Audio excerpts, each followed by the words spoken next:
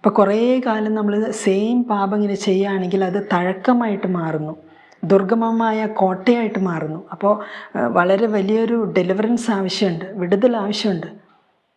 ഇപ്പോൾ ധ്യാന കേന്ദ്രങ്ങളിലൊക്കെ വിടുതൽ ശുശ്രൂഷകൾ നടത്താറുണ്ട്, നമുക്ക് ആവശ്യമുണ്ട്. പക്ഷെ അത് നടത്തുന്നവർ അതിൻ്റേതായ കറക്റ്റ് രീതിയിൽ നടത്തണം. ഇനി തൊട്ടേനും പിടിച്ചതിനും ഒക്കെ ഡെലിവറൻസ്, പിശാച്, സാത്താൻ അങ്ങനെ പറയാനല്ല ഞാൻ പറഞ്ഞേ. പക്ഷേ സത്യം സത്യമാണല്ലോ, സത്യമായിട്ടുള്ള കാര്യങ്ങൾ സത്യമായിട്ട് മനസ്സിലാക്കണം.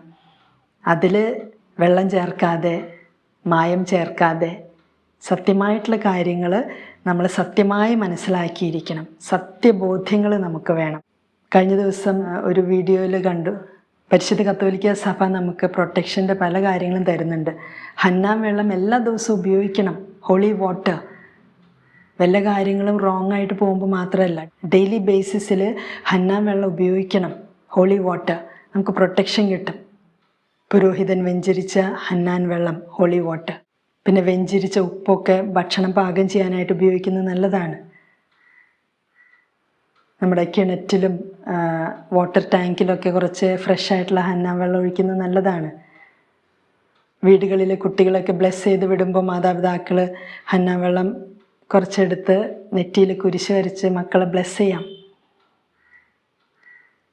അതുകൊണ്ട് മാലാഖമാരുണ്ട്, ചില നിബന്ധിച്ച മാലാഖമാർ ഉണ്ട് എന്നൊക്കെയുള്ള യാഥാർത്ഥ്യങ്ങൾ നമ്മൾ അവഗണിച്ചിട്ട് ജീവിക്കരുത്. എന്തിനിപ്പോൾ ഇത്രയൊക്കെ നോക്കണേന്ന് പറഞ്ഞ് ഭയങ്കര ലൈറ്റായിട്ട് ചിലർ വിടുന്നുണ്ട്. പരിശുദ്ധ കത്തോലിക്ക സഭ തന്നെ തന്നിട്ടുള്ള പ്രൊട്ടക്ഷൻ എടുത്ത് ജീവിക്കുമ്പോൾ ചിലരെ നമ്മൾ കളിയാക്കി പുച്ഛിച്ച് പറയും, എന്തിനെത്ര ഓവർ ഭക്തി. അങ്ങനെ പുച്ഛിക്കരുത്. നമ്മൾ സമരസഭയിലാണ്, ദൈവത്തിൻ്റെ ആയുധങ്ങൾ ധരിക്കണം.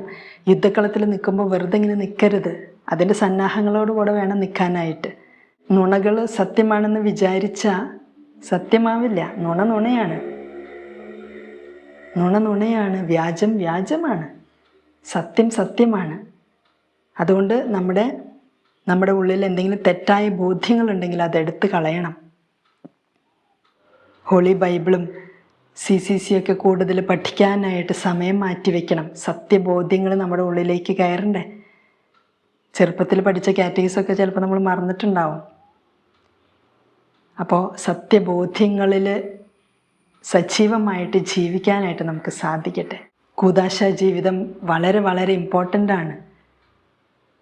റെഗുലറായിട്ടുള്ള കൺഫെഷൻ, അനുദിന പരിശുദ്ധ കുർബാന, ഇതൊക്കെ ഇമ്പോർട്ടൻ്റ് ആണ്. ഒരു ക്രിസ്ത്യാനിയായിട്ട് ജീവിക്കണമെങ്കിൽ ഇതൊക്കെ അത്യാവശ്യമാണ്. പേഴ്സണൽ പ്രെയർ ഇമ്പോർട്ടൻ്റ് ആണ്. ഇതും അതും ചെയ്യുന്നില്ല എന്ന് പറഞ്ഞ് നമ്മൾ ഉഴപ്പരുത്. പ്രത്യേകിച്ച് നമ്മൾ പുരോഹിതരും സന്യസ്തരൊക്കെ കൂടുതൽ പ്രാർത്ഥിക്കണം. നമുക്ക് വേണ്ടിയും മറ്റുള്ളവർക്ക് വേണ്ടിയും പ്രാർത്ഥിക്കണം. പ്രാർത്ഥനയുടെ നിർമ്മലമായ കരങ്ങൾ ദൈവസന്നിധിയിൽ ഉയരട്ടെ.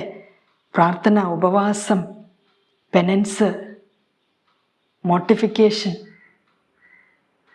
പെനിറ്റൻഷ്യൽ ലൈഫ്, പരിഹാര ജീവിതം, ഇതൊക്കെ ഇമ്പോർട്ടൻ്റ് ആണ്. പരിശുദ്ധ അമ്മ എവിടെയൊക്കെ പ്രത്യക്ഷപ്പെടുന്നു ഇതൊക്കെയാണ് പറഞ്ഞു തന്നിട്ടുള്ളത്. പ്രാർത്ഥന, പരിഹാരം, പ്രായശ്ചിത്തം,